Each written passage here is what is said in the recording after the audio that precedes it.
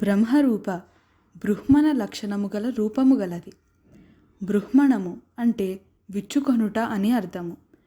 ఒక్కడుగా ఉన్న పరబ్రహ్మ నుండి స్థావర జంగమాత్మకమైన సమస్త ప్రపంచాన్ని విచ్చుకొనేట్లు చేసే లక్షణాన్ని కూడా బృహ్మణము అంటారు. అమ్మవారిలో గల ఈ లక్షణాన్ని రజోగుణానికి సంబంధించిన బ్రహ్మ ద్వారా వినియోగింపచేసి సమస్త సృష్టి నిర్మాణానికి అమ్మవారు కారకురాలైంది కాబట్టి అమ్మవారికి బ్రహ్మరూప అనే నామం వచ్చింది. బ్రహ్మ ద్వారా సృష్టి బాధ్యతను నిర్వర్తింపచేయునది.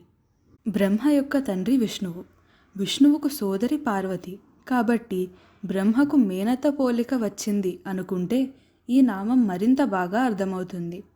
అమ్మవారు సూచించు జాగ్రత్త, స్వప్న, సుషుప్తి, తురీయావస్థలు 4 బ్రహ్మ యొక్క 4 తలలతో సమన్వయపరుచుకోవచ్చును.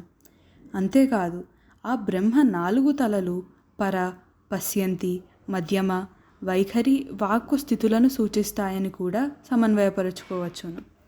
బ్రహ్మకు తన రూపమును ఇచ్చునది అని కూడా ఈ నామానికి అర్థం చెప్పుకోవచ్చును.